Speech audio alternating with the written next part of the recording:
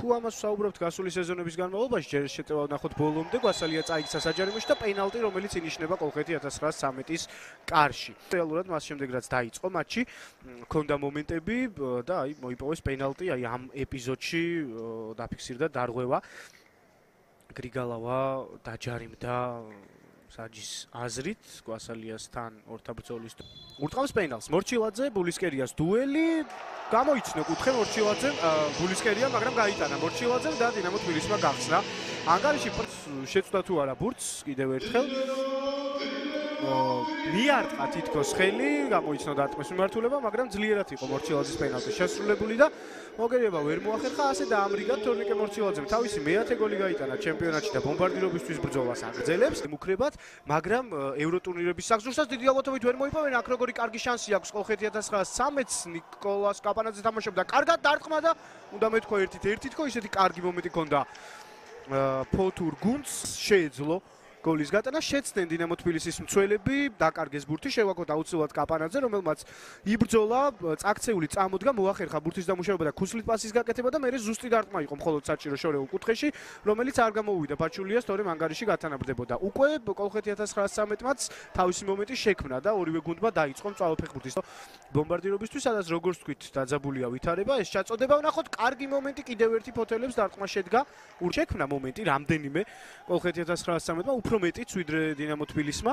საგოლე, ორი რეალური შანსი. ეს და კიდევ ის ფაჩულიას მომენტი, სადაც ზუსტად რომ დაერტყათ კარში, დიდი ალბათობით შეძლებდნენ გატანას, რადგანაც ძლიერი იყო ორივე მცდელობა, ბურთით გადაიტანა მარცხნივ კანკავა, რომელმაც მიიღო ლეგენდების მატჩიც მონაწილეობა. ჩაწოდება საჯარიმოში, კარგი შანსი და 2-0 ხდება.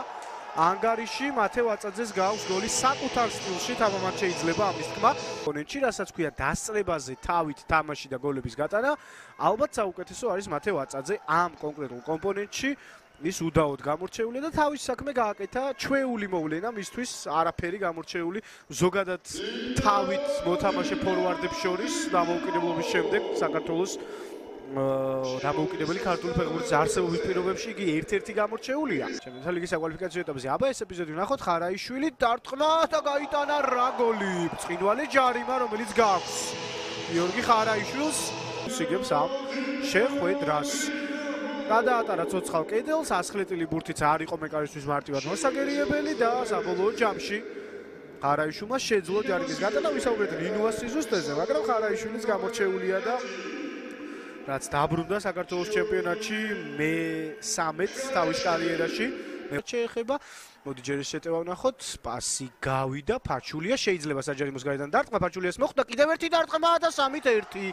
აი ანგარიში გარდატეხის შეწანა და სხვაობის შემცირებაა და აგერ არის გოლი, რომელიც გააქვს სპოტის კოლხეთი 1913. ფაჩულია თქვით რომ პირველ ტაიმში ჰქონდა ორი კარგი შანსი, იქ ვერ გამოიყენა, მაგრამ გამოიყენა აქ. ურტყამდა ჯერ ცვლილებაზე გამოსული ამარბეკიჩი, რომლის დარტყმული ბურთიც სწორედ ფაჩულიას მოხვდა და მერე მან ეს ბურთი დაიმორჩილა და ერთი შეხებით დაარტყა ისე, რომ ძელსაც მოარტყა და ძელიდან ასხლეტილი ბურთი გავიდა უკვე დინამო თბილისის კარში. 3-1 ფოთელები აღარ იქნებიან ისეთ რთულ ვითარებაში, როგორც აქამდე. უძლია კონტრშეტევის დაწყება.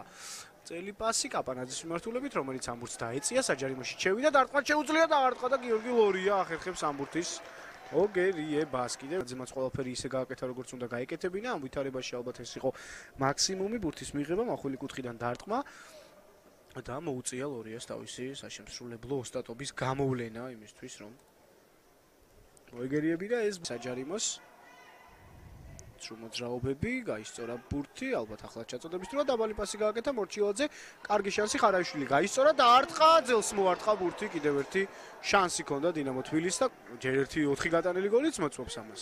და მერე ის ფაქტი რომ მაღალი ტემპი ბევრ მომენტსაც იწვევს და გახსნილი თამაში არ გვაქვს ჩაკეტილი თამაში.